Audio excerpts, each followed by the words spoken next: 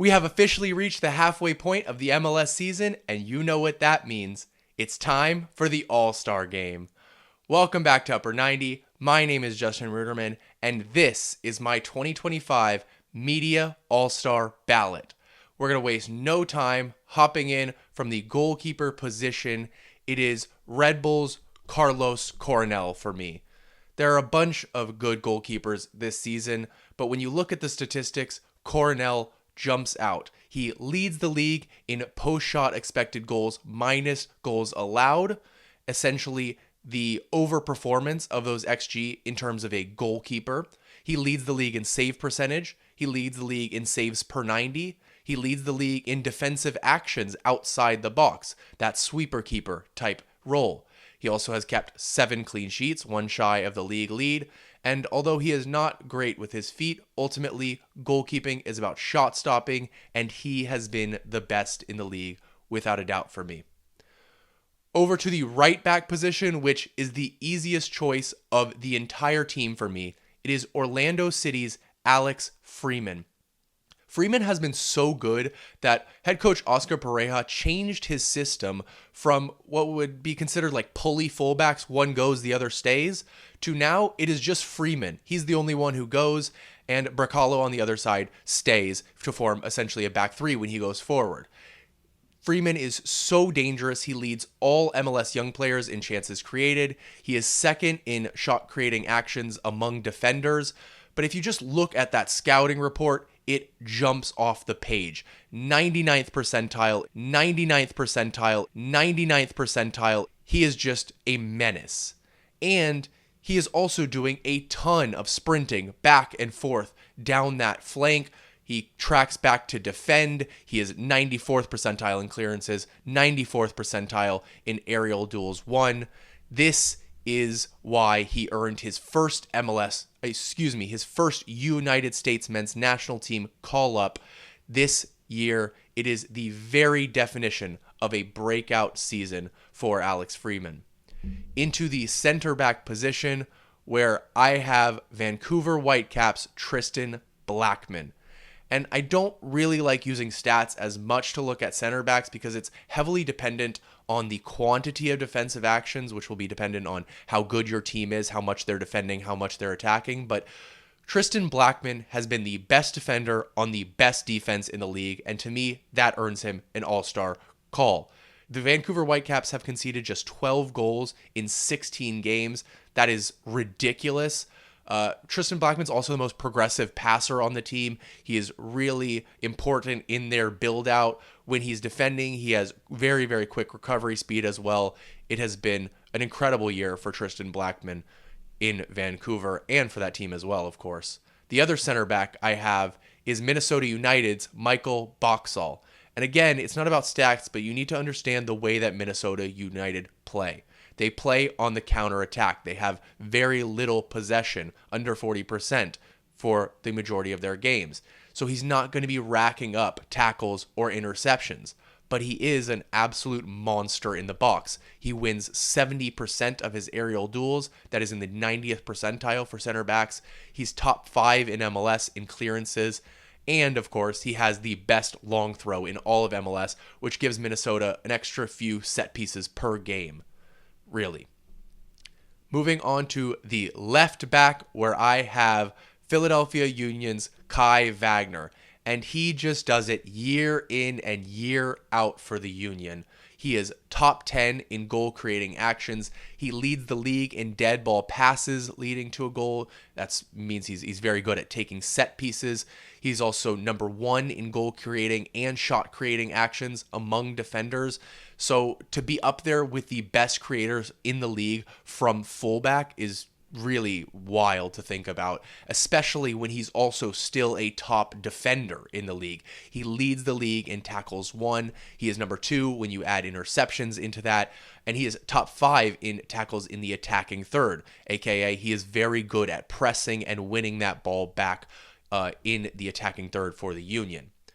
Moving into the midfield and that number 6 position, defensive midfield, where I have San Diego FC's Yep Tverskov. And if this was a number 8 position, or if we included the CONCACAF Champions League, I'd probably be going with Sebastian Berhalter, but I think he's a casualty of the formation system that MLS allows in All-Star voting. There's not really a number 8 position to vote for, but also I'm a sucker for a lone number 6, which is something that we don't see a ton across international football anymore, slightly more in MLS, but yep, Tverskov is key to everything San Diego FC do. He leads the league in interceptions. That is why he is able to be a lone 6. He breaks up all types of attacking play from the opponent. He is also top 5 in MLS in touches, the only non-center back to be in that top 5. A lot of them are San Diego players, of course, but that tells you that he is being the hub of their passing structure at the base of their midfield. He is the one receiving the ball and springing Godoy or Luca de la Torre into space while relieving that pressure for San Diego. Moving into the attacking midfield, and it is FC Cincinnati's new star, Evander.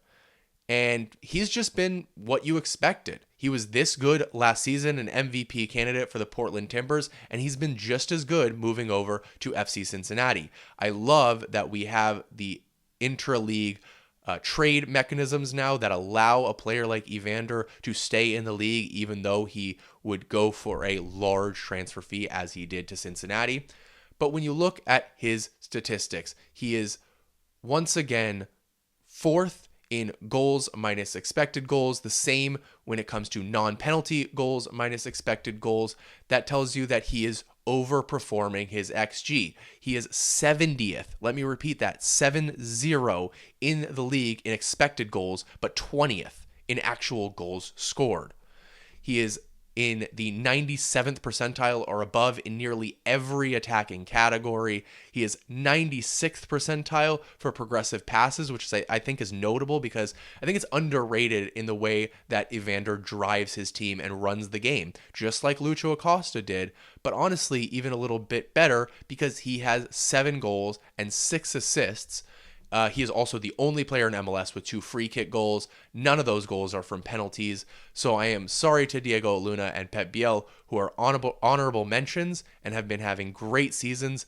But since their teams are struggling a little bit more, I've gone for Evander. The other attacking midfielder that I have gone to is another no-brainer for me, San Jose's Christian Espinoza. And you just need to look at the stats. He leads the league in assists. He leads the league in key passes. He leads the league in shot creating actions. He leads the league in shot assists. And yes, once again, Christian Espinoza, as he is every single year, is the most underrated player in Major League Soccer. Please start to realize how good this guy is. Moving into the front line then, another player who stunned me, it is San Diego's Anders Dreyer. If you asked me preseason, I'd say he's not even the best winger on his team. Well, it turns out he's been the best pure winger in MLS this season. He also leads the league in assists. He is top 5 in goal creating actions. Just look at that attacking scouting report. It is beautiful.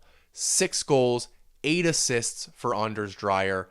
He is the reason that expansion team San Diego FC have been so good in the attacking portion of the field. We thought it was going to be Chucky Lozano. Turns out Anders Dreyer is the guy.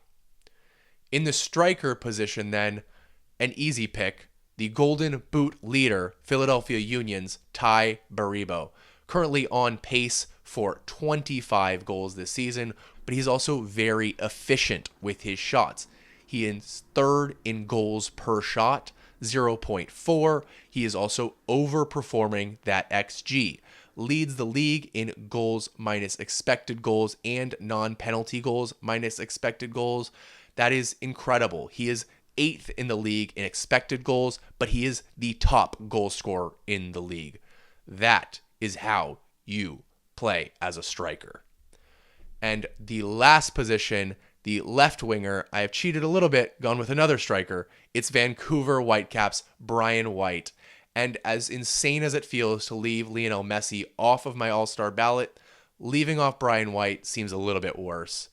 I'm going to fight off that recency bias for Messi's 5-goal contribution game because White has been doing it consistently all season. That hasn't been the case with Messi or a player like Denny Bouanga.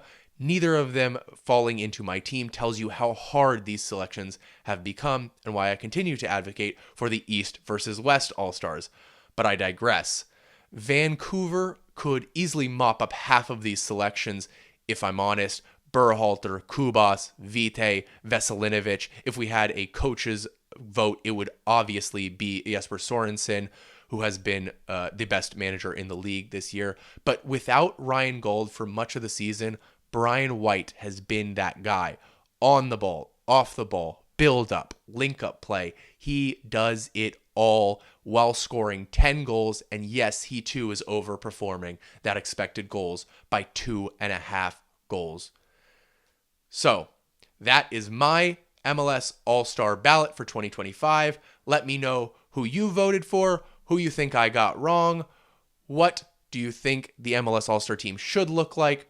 Thank you for watching. If you enjoyed the video, please drop a like and subscription. It really, really helps out the channel. I will see you next time.